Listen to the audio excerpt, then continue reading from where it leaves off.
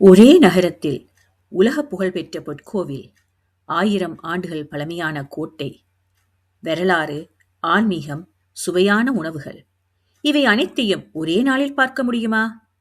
முடியும். இன்று நம்முடைய தென்னிந்திய பயணத்தின் 4வது நாளில் தமிழ்நாட்டின் வரலாற்றுச் சிறப்புமிக்க வேலூரை முழுமையாகச் சுற்றிப் பார்க்கப் போகிறோம். வாருங்கள், பயணத்தைத் தொடங்கலாம். காஞ்சிபுரத்திலிருந்து சுமார் 2 மணி நேர பயணத்தில் நாம் வேலூரை அடைகிறோம். சென்னை மற்றும் பெங்களூருக்கு இடையே அமைந்துள்ள இந்த நகரம் வரலாறு, ஆன்மீகம், கல்வி மற்றும் மருத்துவ சேவைகளுக்காக உலகம் முழுவதும் அறியப்படுகிறது. நம்முடைய முதலிடம் வேலூர் கோட்டை. 16ஆம் நூற்றாண்டில் விஜயநகர பேரரசின் ஆட்சிக் காலத்தில் கட்டப்பட்ட இந்த கோட்டை இந்தியாவில் மிகவும் பாதுகாப்பாக பராமரிக்கப்பட்டுள்ள கோட்டைகளில் ஒன்றாக கருதப்படுகிறது. கோட்டையைச் சுற்றியுள்ள அகழி அந்த காலத்தில் எதிரிகளிடமிருந்து பாதுகாப்பதற்காக அமைக்கப்பட்டது. இன்று அதை பார்க்கும் போதும் அந்த கால கட்டிடக்கலையின் திறமையை நம்மால் உணர முடிகிறது. இந்த கோட்டை விஜயநகர மன்னர்கள், பீஜாப்பூர் சுல்தான்கள், மராத்தியர்கள், ஆற்காடு நவாப்கள் மற்றும் ஆங்கிலேயர்கள் என பல ஆட்சியாளர்களின் வரலாற்றை சுமந்து நிற்கிறது. 1806ஆம் ஆண்டு நடைபெற்ற வேலூர் புரட்சி இந்திய சுதந்திர போராட்ட வரலாற்றில் மிக முக்கியமான நிகழ்வாகும். அந்த வரலாற்றின் அமைதியான சாட்சியாக இந்த கோட்டை இன்றும் கம்பீரமாக நிற்கிறது. வேலூர் கோட்டைக்குள் அமைந்துள்ள ஜலகண்டேஸ்வரர் கோவில் அடுத்ததாக நம்மை வரவேற்கிறது. விஜயநகர கட்டிடக்கலையின் அழகை முழுமையாக வெளிப்படுத்தும் இந்த கோவிலின் ஒவ்வொரு தூணிலும் அற்புதமான சிற்ப வேலைப்பாடுகள் காணப்படுகின்றன. கல்லில் உயிர் ஊட்டியது போல் தோன்றும் சிற்பங்கள், அழகான மண்டபங்கள், உயரமான கோபுரம் இவை அனைத்தும் அந்த கால சிற்பிகளின் அசாதாரண திறமையை எடுத்துக் காட்டுகின்றன. இது வழிபாட்டுத் தலம் மட்டுமல்ல, தமிழர் கலை மற்றும் பாரம்பரியத்தின் ஒரு சிறந்த சின்னமாகவும் விளங்குகிறது. கோட்டையின் உள்ளேயே அமைந்துள்ள அரசு அருங்காட்சியகம் பலரால் கவனிக்கப்படாமல் போகும் ஒரு அரிய பொக்கிஷம். வெளியில் கோட்டை வரலாற்றை பேசினால் அதன் உள்ளே இருக்கும் இந்த அருங்காட்சியகம் அந்த வரலாற்றை ஆதாரங்களுடன் நமக்கு காட்டுகிறது.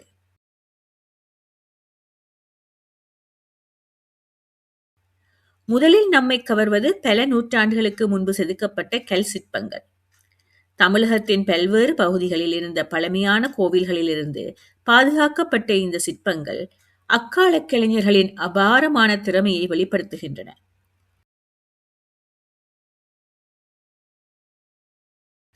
தெய்வங்களின் முகபாவனைகள், ஆபரணங்களின் நுணுக்கமான வேலைப்பாடுகள், உடைகளின் மடிப்புகள் ஒவ்வொரு விவரமும் மிக துல்லியமாக வடிவமைக்கப்பட்டுள்ளன.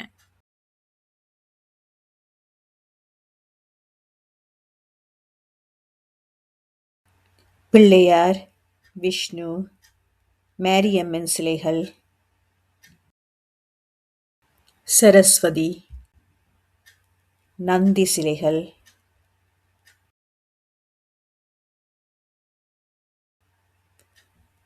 லிங்கம்,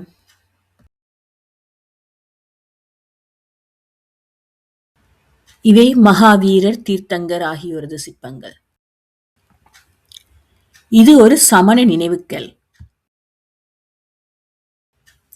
இங்கு காட்சிப்படுத்தப்பட்டுள்ள பழமையான கற்சிற்பங்கள் பல நூற்றாண்டுகளுக்கு முன்பு கோவில்களில் பிரதிஷ்டை செய்யப்பட்ட தெய்வச் சிலைகளாகும். சிவன், விஷ்ணு, பார்வதி, விநாயகர், முருகன் உள்ளிட்ட பல்வேறு தெய்வங்களின் சிற்பங்கள் அக்கால சிற்பிகளின் அபாரமான கலைத்திறனை மட்டுமல்லாமல் தமிழர்களின் ஆன்மீக பாரம்பரியத்தையும் அழகாக வெளிப்படுத்துகின்றன.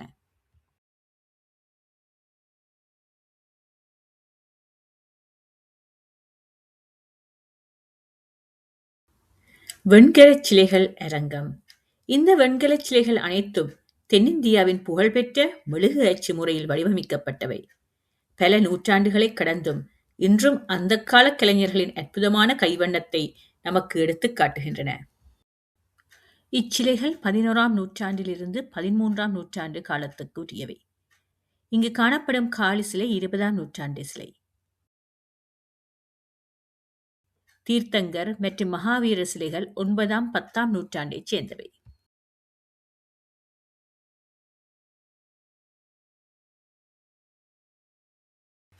இன்றும் உலகம் முழுவதும் பாராட்டப்படும் இந்த கலைமுறை பல நூற்றாண்டுகளுக்கு முன்பே இங்கு உச்சத்தை எட்டியிருந்தது என்பதே ஆச்சரியமாக இருக்கிறது.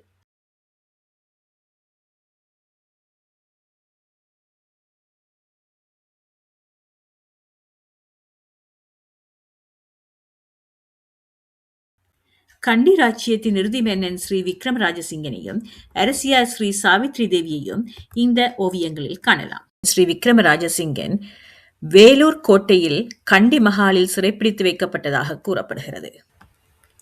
அடுத்ததாக நம்மை கவர்பவை வீரக்கற்கள். தமிழகத்தின் தொன்மையான வீரமரபை எடுத்துரைக்கும் அரிய வரலாற்று சின்னங்கள் இவை. போர், ஊரை காப்பது, கால்நடைகளை பாதுகாப்பது போன்றவற்றிற்காக உயிர் தியாகம் செய்த வீரர்களின் நினைவாக இந்த கற்கள் நிறுவப்பட்டன. அவர்கள் செய்த வீரச் செயல்களை மறக்காமல் அடுத்த தலைமுறையினரும் நினைவு கூற வேண்டும் என்பதற்காகவே இவை உருவாக்கப்பட்டன. ஒவ்வொரு வீரக்கல்லிலும் வாள், கேடயம், ஈட்டி ஏந்திய வீரர்களின் உருவங்களும் அவர்கள் போரிடும் காட்சிகளும் நுணுக்கமாக செதுக்கப்பட்டுள்ளன. இங்கு காணப்படும் கல்வெட்டுகள் இன்னொரு முக்கியமான பொக்கிஷம். அரசர்களின் ஆணைகள், நிலத்தானங்கள், கோவில் நிர்வாகம், வரிமுறை, அன்றாட வாழ்க்கை ஆகிய பல தகவல்கள் இந்த கல்வெட்டுகள் மூலம் இன்று வரை பாதுகாக்கப்பட்டுள்ளன. வரலாற்று ஆய்வாளர்களுக்கு இவை மிகவும் மதிப்புமிக்க ஆவணங்களாக கருதப்படுகின்றன.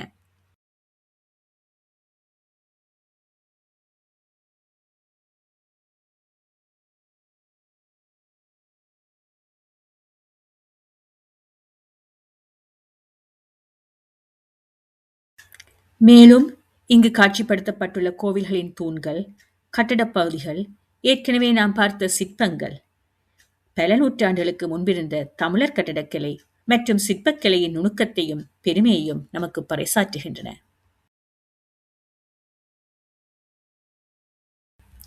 இந்த அருங்காட்சியகத்தின் மற்றொரு சிறப்பம்சம் பழமையான நாணயங்கள் மற்றும் கரன்சி நோட்டுகளின் அரிய சேகரிப்பாகும். சோழர்கள், பாண்டியர்கள், விஜயநகர பேரரசு, ஆற்காடு நவாப்கள், ஆங்கிலேயர்கள் என பல ஆட்சி காலங்களில் பயன்படுத்தப்பட்ட நாணயங்கள் இங்கு காட்சிப்படுத்தப்பட்டுள்ளன.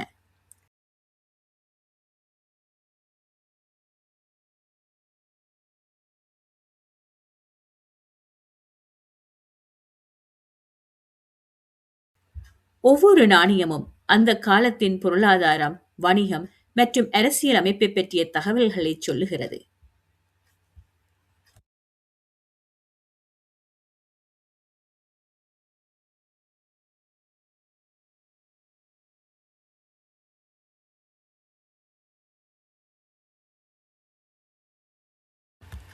அது மட்டுமல்லாமல் ரஷ்யா, உகண்டா, ஜப்பான், சீனா, பங்களாதேஷ், மலேசியா உள்ளிட்ட பல்வேறு நாடுகளின் பழைய கரன்சி நோட்டுகளும் இங்கு பார்வைக்கு வைக்கப்பட்டுள்ளன. உலகின் பல பகுதிகளில் பல காலகட்டங்களில் பயன்படுத்தப்பட்ட இந்த நோட்டுகளை ஒரே இடத்தில் பார்ப்பது மிகவும் சுவாரஸ்யமான அனுபவமாகும். வரலாறு மற்றும் பழைய நாணயங்கள், கரன்சி நோட்டுகள் மீது ஆர்வமுள்ளவர்கள் இந்த பகுதியை கண்டிப்பாக ரசிப்பார்கள்.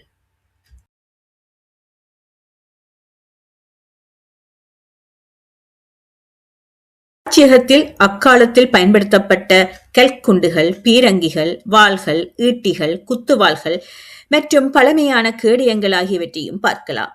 இவற்றை நேரில் காணும்போது கோட்டையின் வரலாறு இன்னும் உயிரோட்டமாக உணரப்படுகிறது. இங்கு காட்சிப்படுத்தப்பட்டுள்ள மாக்கல் சிற்பங்கள் கல்லின் மென்மையை பயன்படுத்தி மிக நுணுக்கமாக செதுக்கப்பட்டவை.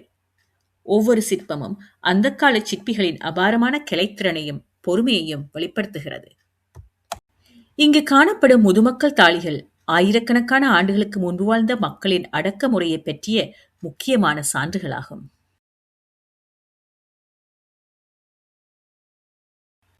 இவை மட்டுமல்லாமல் பழமையான மட்பாண்டங்கள், உலோக பாத்திரங்கள், வீட்டு உபயோகப் பொருட்கள் மற்றும் அன்றாட வாழ்க்கையில் பயன்படுத்தப்பட்ட கருவிகளும் காட்சிப்படுத்தப்பட்டுள்ளன. இவற்றை பார்க்கும்போது வரலாறு என்பது மன்னர்களை பற்றியது மட்டுமல்ல, சாதாரண மக்களின் வாழ்க்கை, அவர்களின் தொழில், கலாச்சாரம் மற்றும் வாழ்வியல் முறைகளையும் பற்றியது என்பதை நமக்கு புரிய வைக்கிறது.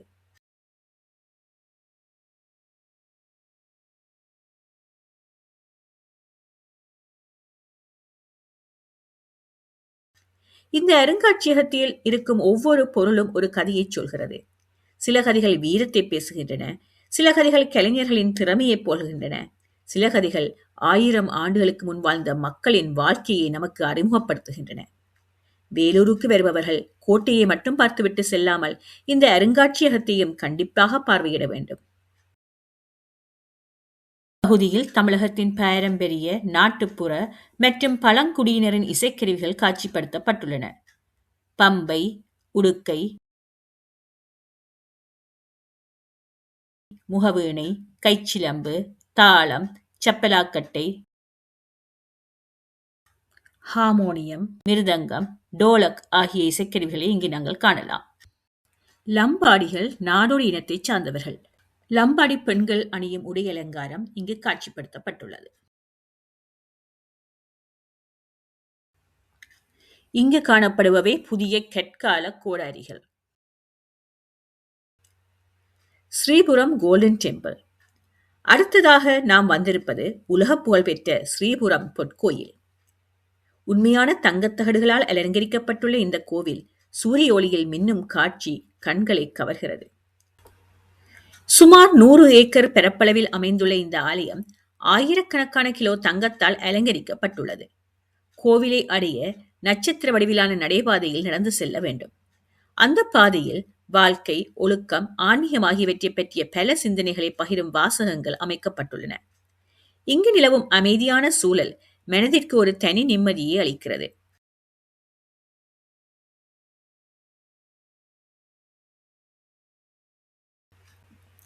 பயணம் என்றால் உணவு இல்லாமல் எப்படி? வேலூரில் சுவையான தென்னிந்திய உணவுகள், பரோட்டா, பிரியாணி மற்றும் பாரம்பரிய இனிப்புகளை ருசிக்கலாம். இந்த உணவகத்தில் இட்லி, சட்னி, சாம்பாருடன் காஞ்சிபுரம் இட்லியும், உப்புமா, பொங்கல், பரோட்டா, பூரி ஆகியனவும் மற்றும் இனிப்புகளும் பரிமாறப்படுகின்றன.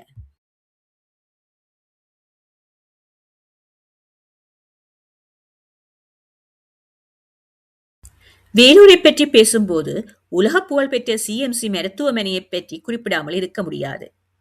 1900ஆம் ஆண்டு டாக்டர் ஐடா ஸ்கடர் அவர்களால் தொடங்கப்பட்ட இந்த மருத்துவமனை இன்று இந்தியாவின் முன்னணி மருத்துவ கல்வி மற்றும் சிகிச்சை மையங்களில் ஒன்றாக திகழ்கிறது. உலகின் பல நாடுகளில் இருந்தும் ஆயிரக்கணக்கான நோயாளிகள் சிகிச்சைக்காக ஆண்டுதோறும் இங்கு வருகிறார்கள். வெளிநாட்டிலிருந்து சிகிச்சைக்காக வருபவர்கள் பயணத்திற்கு முன்பே சிஎம்சியின் அதிகாரப்பூர்வ இணையதளத்தில் ஆன்லைனில் நேரம் முன்பதிவு செய்யலாம். மருத்துவமனைக்கு வந்த பிறகு சர்வதேச நோயாளிகளுக்கான இன்டர்நேஷனல் ரிலேஷன்ஸ் ஆபீஸில் கடவுச்சீட்டுடன், அதாவது பாஸ்போர்ட்டுடன் பதிவு செய்ய வேண்டும். ஒவ்வொரு முறை சிகிச்சைக்காக வரும்போதும் இந்த பதிவு அவசியம். உங்களிடம் ஏற்கனவே சிஎம்சி மருத்துவமனை எண் இருந்தால் அதே எண்ணை பயன்படுத்தி மீண்டும் ஆன்லைனில் அப்பாயின்மெண்ட் பதிவு செய்யலாம்.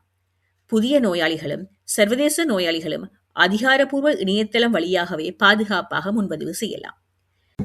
மிக முக்கியமாக மருத்துவமனை நிர்வாகம் அதிகாரப்பூர்வ முன்பதிவு முறையை மட்டுமே பயன்படுத்துமாறு அறிவுறுத்துகிறது. வெளியே இருக்கும் இடைத்தரகர்கள் அல்லது அனுமதியில்லாத நபர்களை நம்பாமல் நேரடியாக மருத்துவமனையின் அதிகாரப்பூர்வ சேவைகளை பயன்படுத்துவது பாதுகாப்பானதும் நம்பகமானதும் ஆகும். சிகிச்சைக்காக வந்தாலும் பார்வையாளராக வந்தாலும் சிஎம்சி மருத்துவமனை வேலூரின் அடையாளங்களில் ஒன்றாக இருப்பதை இங்கு வந்தால் தான் முழுமையாக உணர முடிகிறது. இன்றைய பயணத்தில் வேலூரின் வரலாறு, கலை, பண்பாடு மற்றும் ஆன்மீகத்தை நெருக்கமாக அனுபவித்தோம். இந்த வீடியோ உங்களுக்கு பிடித்திருந்தால் ஒரு லைக் செய்யுங்கள். உங்கள் கருத்துக்களை கமெண்டில் பகிருங்கள். மேலும் இது போன்ற பயண வீடியோக்களை தொடர்ந்து பார்க்க எங்கள் சேனலை சப்ஸ்கிரைப் செய்து பெல்லை அழுத்த மறக்காதீர்கள். அடுத்த வீடியோவில் நம்முடைய தென்னிந்திய சாலை பயணம் தமிழ்நாட்டிலிருந்து கர்நாடகாவுக்கு நகர்கிறது. அடுத்த இலக்கு பெங்களூர். அடுத்த பயணத்தில் மீண்டும் சந்திப்போம். அதுவரை பாதுகாப்பாக பயணம் செய்யுங்கள். நன்றி, வணக்கம்.